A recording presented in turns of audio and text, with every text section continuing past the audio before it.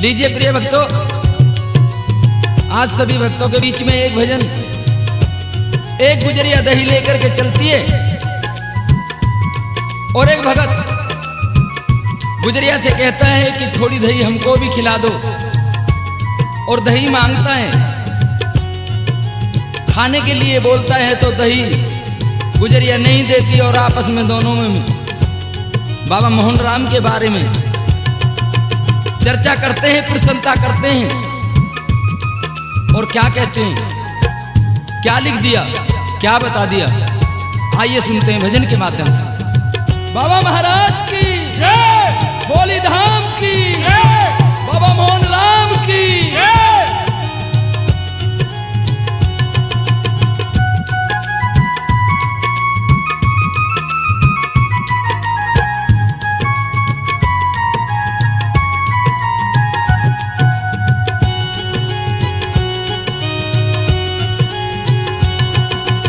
दही लेके कित चाली री गुजरिया, दही लेके कित चाली री गुजरिया, जरा बतला दे दही रख दे नरी मन खावण दे, खावण दे।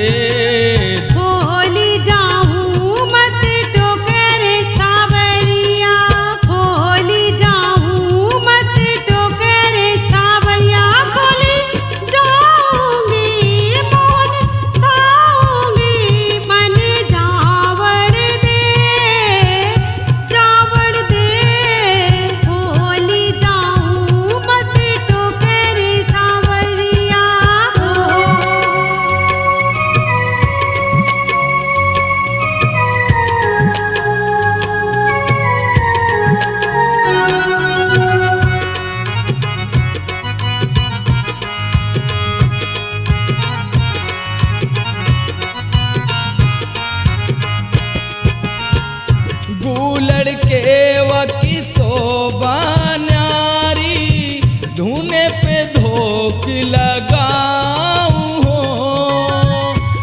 लड़के वकी शोभा न्यारी, धुने पे धोख लगाऊं हो।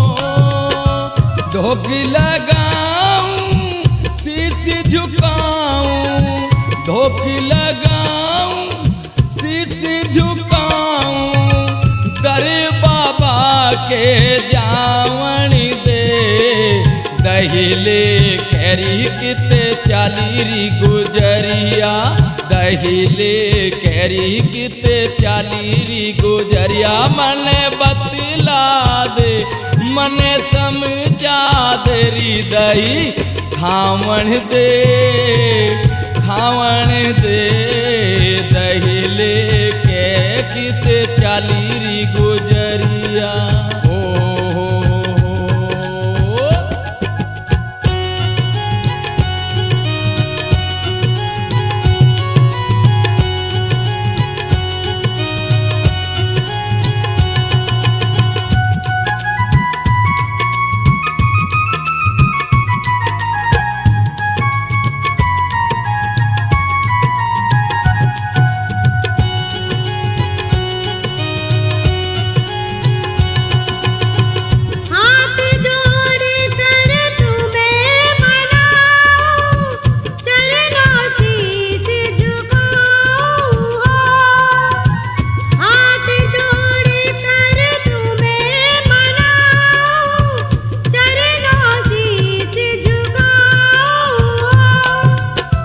कमले उड़ाऊं, धोख लगाऊं, कमले उड़ाऊं, धोख लगाऊं, दर्शन बाबा के पावण दे।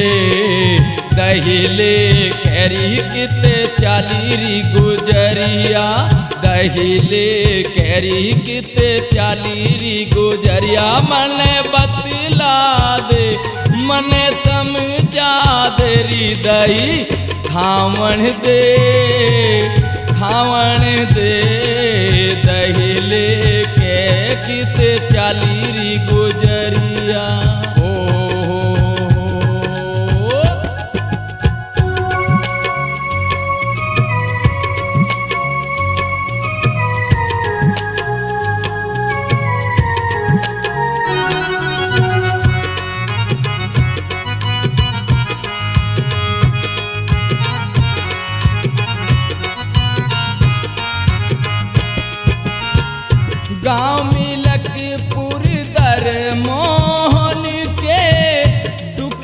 धोकन जाए हो।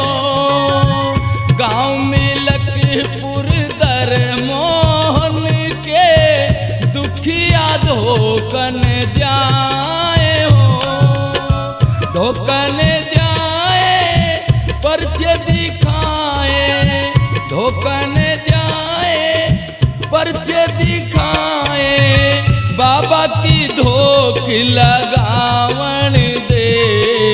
दहिले के कित चालीरी गुजरिया, दहिले के कित चालीरी गुजरिया, मन बतला दे मन समझा दे, दही खावण दे, खावण दे।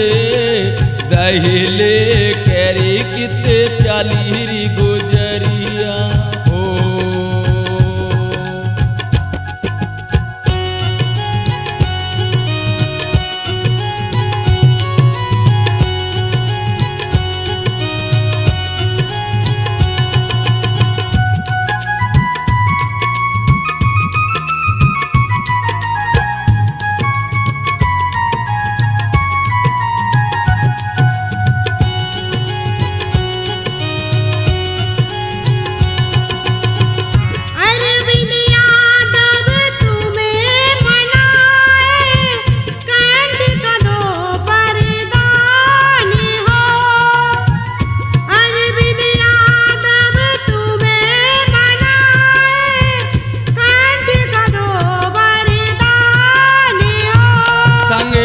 पायल गाए भजन सुनाए, पायल गाए भजन सुनाए, कमली का चीर उड़ावण दे। दहिले कैरी कित चालीरी गुजरिया, दहिले कैरी कित चालीरी गुजरिया, मन बतला दे मन समझा दे, हृदय खावण दे, खावण दे। दहिले के कित चालीरी गुजरिया